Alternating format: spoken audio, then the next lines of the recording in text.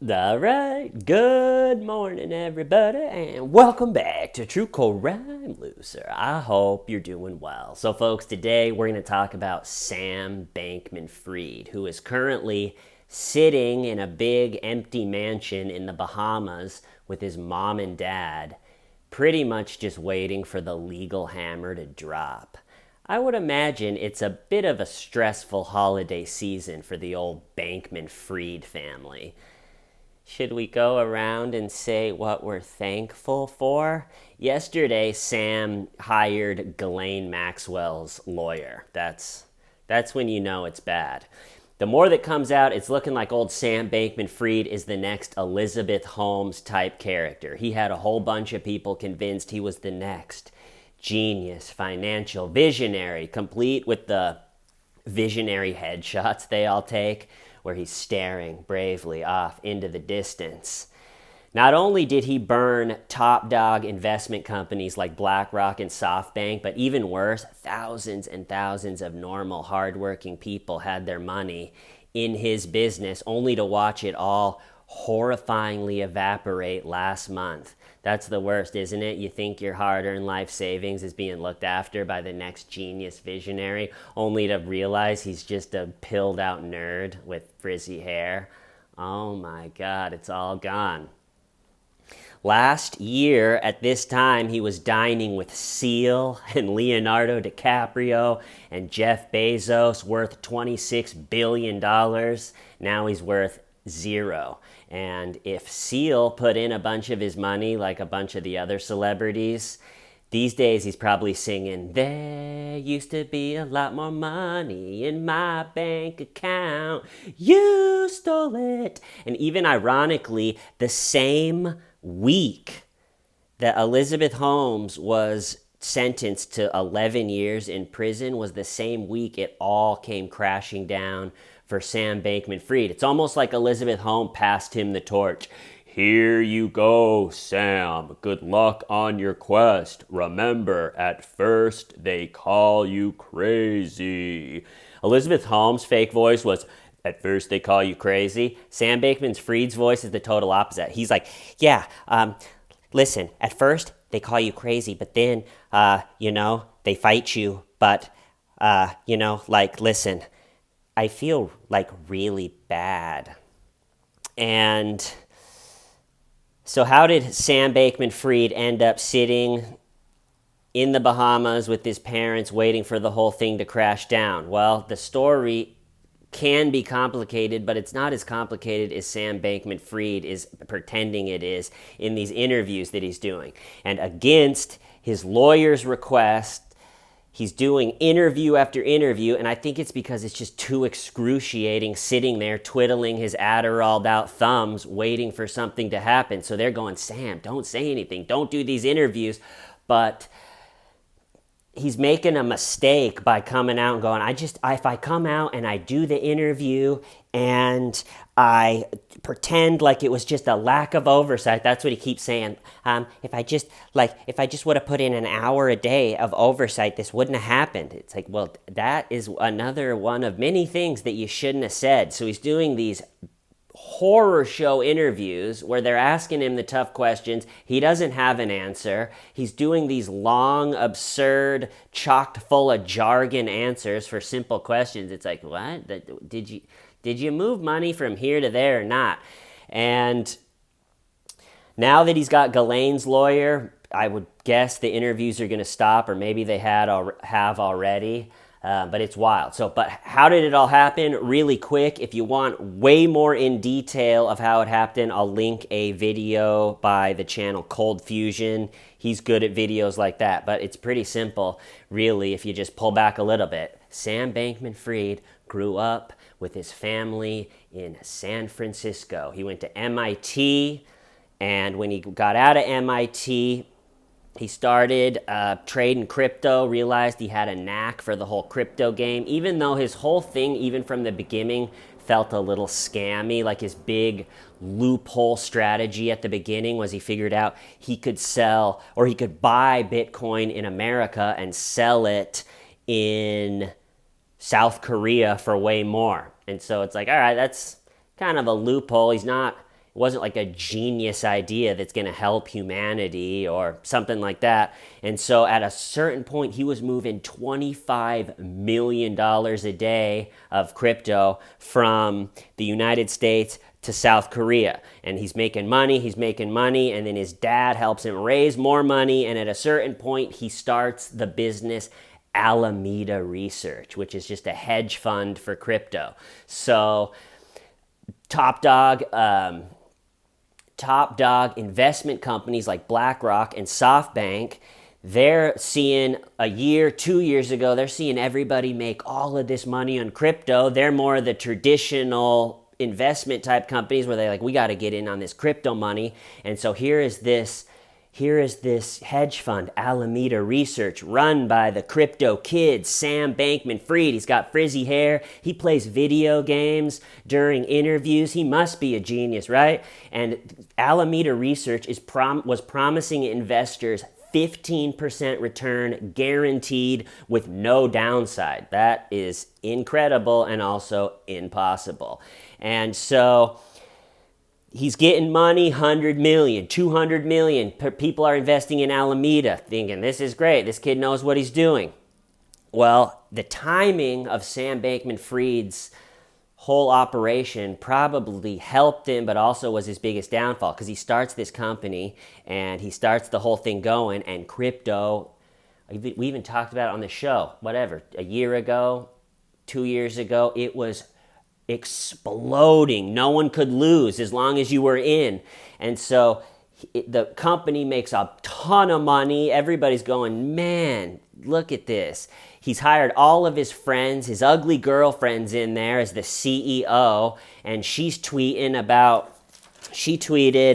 nothing like regular amphetamine use to make you appreciate how dumb a lot of normal, non-medicated human experience is. So the rumor is they're all jacked up on pills, Adderall and amphetamines in the day, and they're taking Xanny the Nanny at night to take it down, and they're gaming, and they have all this confidence because crypto is exploding. And somewhere during that, Sam opens another company that he's pretending were these two separate companies. He didn't know anything about what was going on at Alameda because he's working at FTX.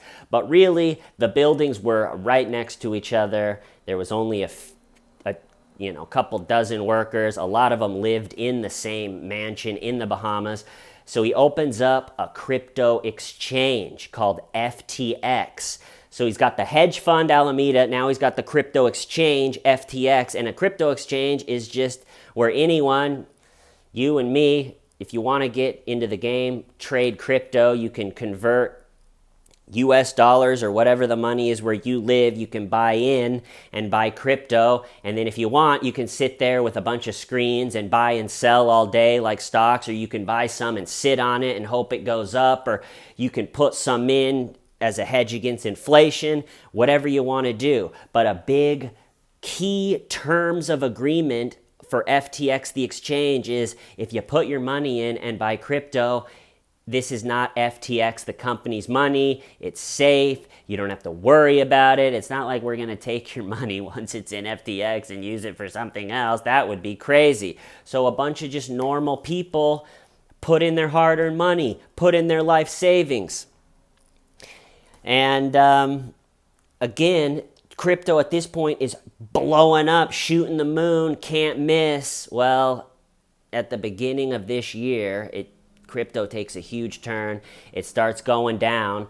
The risky trades that they were doing at Alameda Research, the hedge fund, where they go, yeah, we're guaranteeing 15% return, no downside, don't worry about it, put your hundreds of millions in, like, you can't go wrong. Well, the risky trades that Sam Bankman-Fried was spearheading weren't going too good. It was going down, and crypto's going down, and maybe all of the pill usage and everything maybe was all coming to a head. His hair was getting frizzier and taller, and the trades weren't going good, and it starts to go down. Well, all of a sudden, he's got all of just hardworking people's money over in his crypto exchange, and it's looking like, and this is really where he could go to jail for a long time, to save the hedge fund business, he took allegedly $10 million of customer, hardworking, normal people that were promised your money is not the company's money, it's safe with us.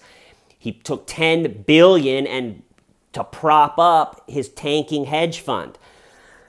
Just to get a little bit more complicated, it doesn't really, it's not even really necessary, but where it gets a little complicated is also in the crypto exchange, the FTX, his business.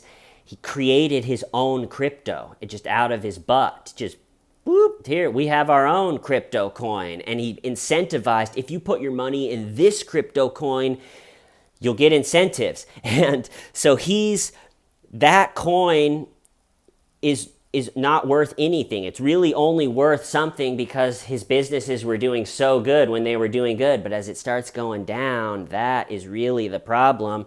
And his rival, who owns another crypto exchange, starts realizing something's off. He shouldn't have enough money to do this. And as it starts to go down, his rival that owns the other crypto exchange tweets out like, yeah, we're liquidating all of our money in Sam Bankman-Fried's FTX, especially that coin that he just invented. And that kind of sent a ripple through everybody that had a bunch of money in FTX going, wait, is something going on? All right, I want to pull my money out. And as more people are pulling the money out, the company is tanking, nosediving even faster. The hair's getting frizzier. The pills are going down even more.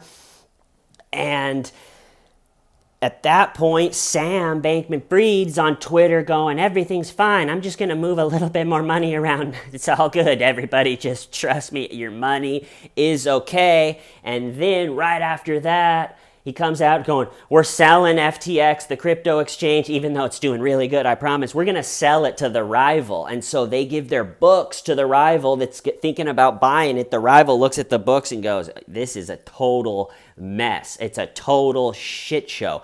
We're not buying it. And then all of a sudden that news hits the internet going, yeah, we were going to buy it, but it's a total shit show. And then pretty much everybody is like, all right, I want my money back, but everything is tanking on all different sides. It's a total horror show, and no one can get their money back because there is no money. But the big red line, very illegal, could go to jail for a long time, is that where he said, no, your money's good in the exchange. And then he moved it without anyone knowing, don't look please, over to the hedge fund. Okay, so at that point he has to declare bankruptcy. He has no control over the two businesses, and that's where we find him now, just sitting in the mansion. All the friends have left. I'm sure the big video games are gone, and now he's just sitting with his mom and dad. I think it's excruciating to just sit there. And so when people say, yeah, do you want to do an interview? Yeah, sure, maybe I'll get ahead of this thing.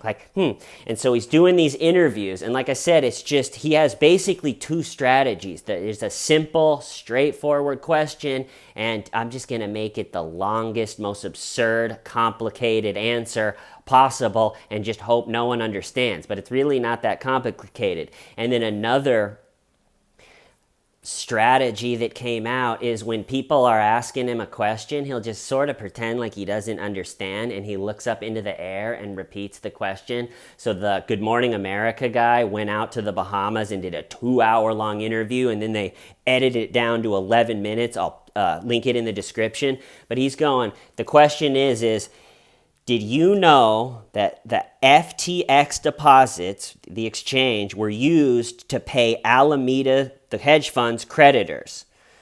Caroline Ellison, which was his once girlfriend at who he made CEO of the hedge fund, Caroline Ellison said you knew that.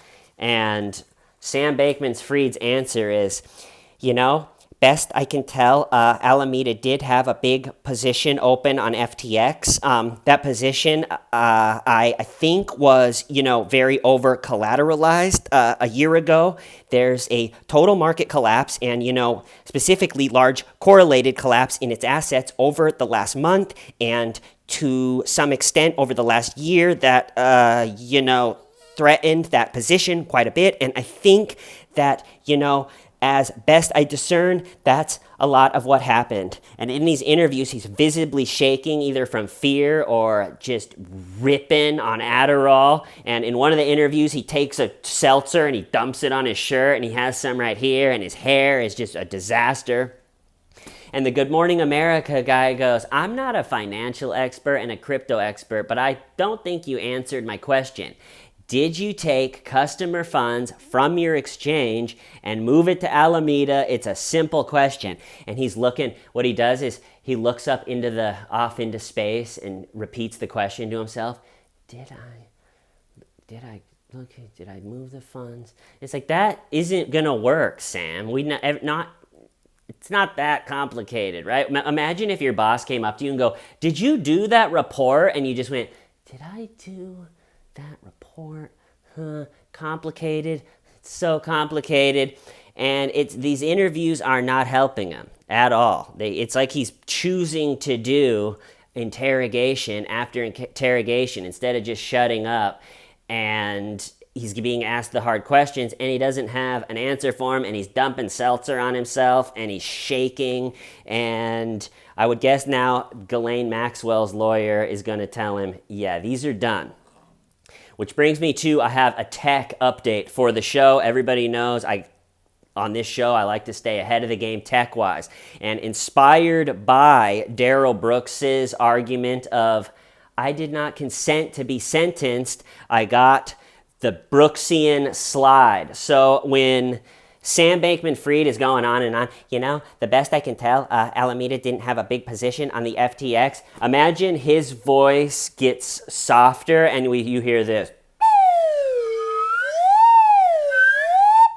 And there we go. We have the Brooksian slide. Tech update.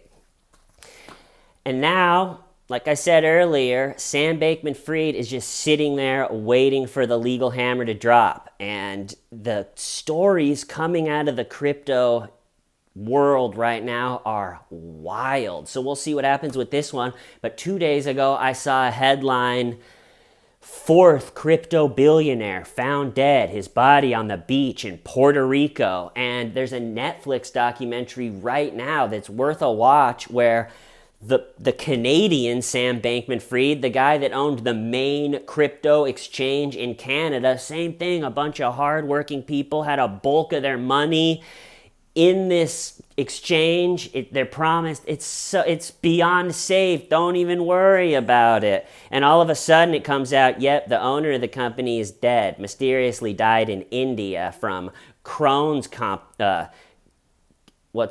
Crohn's complications. And yeah, we're doing a closed casket, don't worry. And the more that comes out, it's like, did this guy fake his death? All of a sudden he's gone, and the news is, sorry everybody, he was the only one that had the password for everyone's money. So it's gone. Sorry about that. But he did die, which is very sad. And don't look into it. And everyone's like, okay, well, did he have an open casket? And they're like, no. And then they looked into the funeral, and his wife, the one that gets all the money and the beneficiary for everything, the wife is partying at the funeral, drinking in the hotel room, woo, like doesn't seem sad at all, to the point where the guy that's allegedly did die and he took the passwords with him, sorry folks, it's all over here. His parents go to the funeral and they left early because they were so just weirded out by how his wife wasn't sad and was just throwing these parties. And it seemed more like a celebration than she just lost her husband. And if you die from Crohn's complications, it's all in your gut. Why wouldn't you do an open casket? Sorry, nothing to see here. So that's wild. And I saw, just not crime related, but apparently a bunch of the crypto people that went and explode up, they went and bought luxury watches, so all of those are coming back on the market. Like, yeah, I bought a $50,000 Patek Philippe, but now I'm a little short on money. That's coming back. Then I saw another article where all the clubs in Miami were like, man, those were the days when crypto was blowing up. You'd have one of these crypto nerds come in, buy 12 bottles of the most expensive champagne, squirt them everywhere, woo, crypto, and then just leave, and that's all gone. So as it took a massive turn, these stories that are coming out are totally wild. So I would say there's going to be an arrest, or he's going to have to be deposed, or something is coming up. We'll follow it. I'm going to cut it off there. Hope you're doing well. See you next time on True Crime Loser. Why? Stiving why? Shamita.